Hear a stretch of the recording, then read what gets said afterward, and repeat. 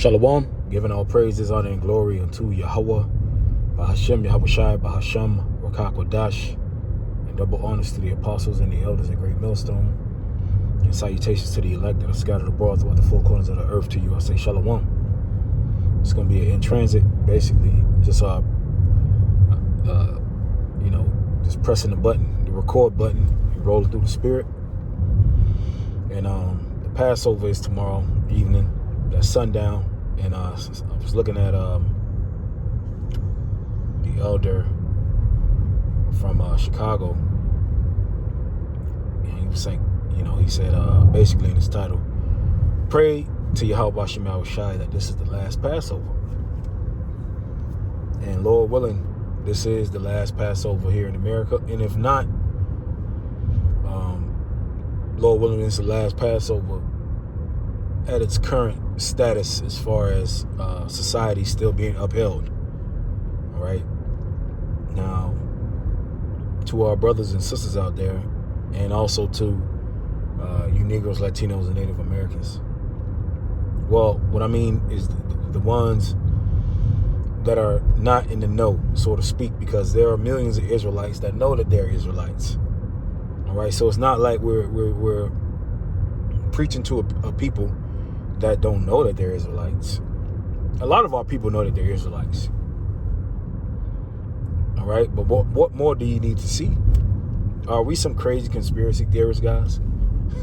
All right, standing on the corner and saying some crazy shit out of our mouths. Now, maybe 10 years ago, maybe 15 years ago, it might have sounded crazy to people, but it doesn't sound crazy anymore. All right, so at this point, our people are just being willingly ignorant to the things that are happening, and really they don't want it to come in their lifetime. Why? Because it feels good, and also because the Lord is allotted a certain number of people to be deceived until the nuclear missiles come. Okay, but a lot of our people will be saved up out of America. All right, and a lot of our people, they might have to wait to see Jacob's trouble, whatever the Lord got allotted the elect in this time. Now we know, according to Revelation chapter 7, all right, that the four angels holding the four winds back, which is the winds means destruction. Okay, it says, hurt not the earth, neither the tree, nor the sea, until we have sealed the servants of our power in their foreheads. All right, which is the knowledge, starting with his name, starting with the names first and foremost, and also the truth being sealed in their foreheads, which is what's in your forehead, what's in your spirit, your mind. All right, so has all hell broken loose? No. Now you do see Iran and the Israelis going back and forth, shooting missiles on each other. But that's sort of a controlled environment, right? All hell hasn't broken loose.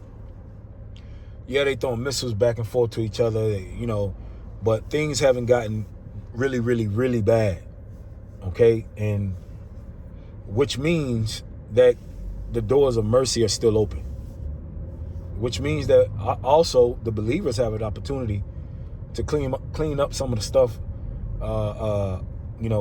keep on examining ourselves and try and continue to be a new creature, because continuing to be a new creature doesn't stop until Yahweh Shai comes back, because there are always things that we can work on, we can be better at. It's a never-ending process until the kingdom of heaven. All right, now back to the destruction. All right, those angels are holding the four winds back, which means that they're controlling the destruction. And they have once they let the four winds go, they're not literally holding a corner of the earth. It's a metaphor to saying, don't cause the destruction until the elect is sealed. Now the angels have a big part in the destruction and in the deliverance, because they are the hands of Yahweh Shai, the hand of Yahweh Ba'ashem Yahweh Shai. All right, they're the ones that control the minds of the kings. All right, these different elites, the angels control the minds through Yahweh Ba'Shem Yahushai.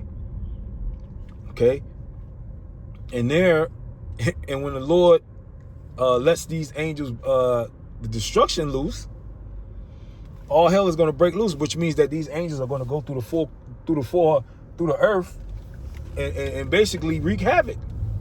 All right, on the minds of people. Okay, on the minds of different kings. All right, the scriptures speak about the evil thought. All right, that thou shalt think an evil thought. Okay, so these angels on the left hand side are going to get busy towards the end. All right, these different generals and these different captains and leaders and the elites. All right, the very essence of the very thought of an NWO really is the Yahweh's NWO, right? Because we're all creations, right? We all created. Everything is predestined. So really, on the left hand side, the thought of an NWO, it comes from the way that the Lord has wrote the story. All right, because you have a director, which is Yahweh. He wrote the script, and he chooses who's the good guy, who's the bad guy, and the script.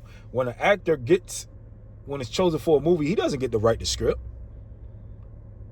He just acts out what he's reading on the paper, and this is what you see. You see the bad guy, which is Esau, which in his mind he thinks it's his NWO. No, this was already predestinated. All right, that you would be a wicked demon. All right, and you're only just following the script. All right, just like you got a good guy and a bad guy. All right, and the good guy, he's going to win, which is Jacob. All right, because when you look at a superhero movie, the superhero is not winning. He's not beating the villain the whole movie. When you look at the cartoons of Batman and Superman, right? Throughout the movie, Superman might be getting his ass cooked by Lex Luthor, getting beat up, boom, boom, boom, for a good part of the movie. And then at the end, he prevails. So the good guy gets his ass whooped at least 60% of the movie. So when you look at us, the Jacob, all right, when you look at the 12 tribes of Israel, we've been getting our ass handed to us ever since the kingdom split. We've been getting our ass dragged across the world, getting kicked in our ass for being disobedient. But now is the time, right? Because the scriptures say, the reason why this war is beginning to start in Joel 3 is because of what these demons did to us, the heathens. So now, all right, now this is the part of the movie where the good guy starts to win. This is the part of the movie where the good guy starts to win. All right, and what I mean by that is the Lord is going to bring this man's kingdom down. All right, he's gonna basically cause Esau to crash out. All right, that's what the Lord, the scriptures say what? And the Egyptians will I give over to them a cruel Lord. Donald Trump is that. We believe that Donald Trump is that cruel Lord written in Isaiah 19. Okay, in which since he's been in office, man, this guy's about to get World War III started. So Donald Trump is doing a hell of a job. All right, this is the perfect character to end the world with. The Lord, he don't make any mistakes, man. This is the perfect character.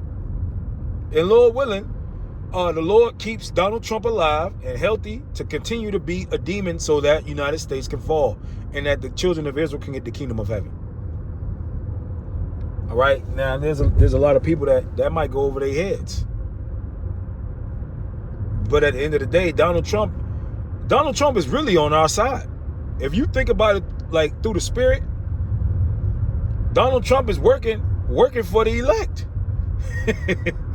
Look at what Donald Trump is not on the American people's side. Look at what he's done since he came in office to the economy, to the people. If anything, he's an agent for the elect. And he doesn't even know it. He's bringing America down. He's bringing it down to the ground. He's burning America down to the ground. And of course he get his instructions, all right, from the elite, nevertheless. But the elite are can only go according to the script. And it's time for us to win. Okay, and it's time for these devils to go in slavery. There's nothing that they can do to prolong this kingdom. All right, these Edomites, they're not special. They're the lowest, they're the basest people on the planet. They're the base man. Okay, so we you know, of course we know we got to go through some more, you know, shit before we get the kingdom of heaven. But at the end of the day, man, we should be excited. Look, they talking about energy lockdowns, man. Energy crisis lockdown. What does that mean? That means, well, one of the things that means is that if you have an energy crisis shutdown, that means what? Lights, that affects energy. You need gas and oil. So how is the society going to continue to run? Because you need people to go to work to actually uphold the society. Everybody can't work from home. An electrician can't work from home. A plumber can't work from home. A police can't work from home. A firefighter can't work from home. There are certain jobs that you can't work from home. Things that uphold the society. All right? So, I mean, these people are pretty, you know, they only marching to the tune of prophecy. And the water Yahweh Ba'ashim Yahushai for making us Israelites, man. Because we're about to get the kingdom. We almost out of here, brothers. All right? That's what the scripture say, man. Lift up your head for your redemption draweth nigh. All right, so, you know, the Passover is a very, you know, it was very grave, right? Because Yahweh had to give his life up.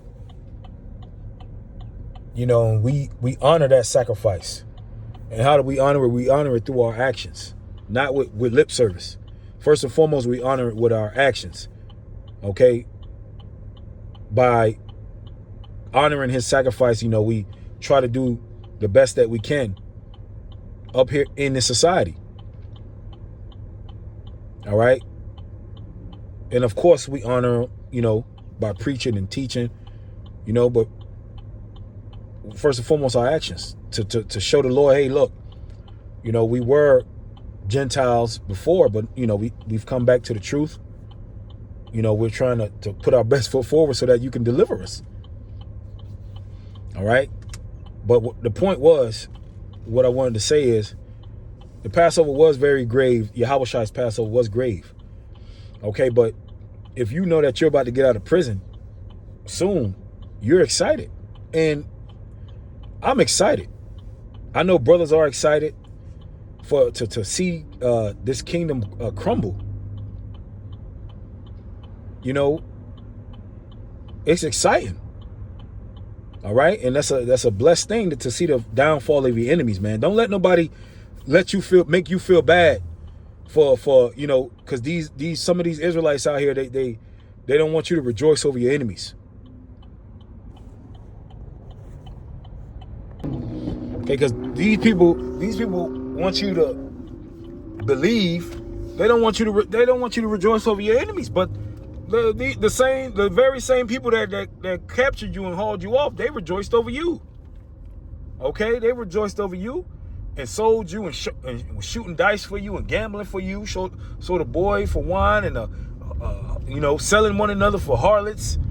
Okay, so don't let nobody make you feel bad because you are enjoying the downfall of a kingdom, of your enemy, the same enemy that is still oppressing you.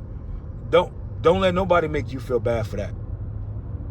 All right, because the Lord said, there be nine. The scripture said there be 9 things that make a man, happy. Roughly paraphrasing. Okay, and if you live to see the downfall of your enemies, which is what, you getting beamed up, and you taking part of that first resurrection, man, that's priceless, man. That's a dream come true. To get revenge. Because the Lord knows you brothers want revenge. He knows that. The Lord knows we want revenge on our enemies. But Lord willing, He allow us to see it and be a part of it. Okay? And that's what we're a part of right now. That's what we're into. Okay? So this is another Passover, Lord willing. Things escalate. Lord willing, things escalate and get out of control. And may the Lord keep His elect, hopeful elect, because we don't know if we're part of the elect. We call ourselves the hopeful elect. Lord willing, things spiral out of control after the Passover, man. Brothers, put those curses up. Let's do it, man. Let's keep fighting and keep the faith, man. Shalom.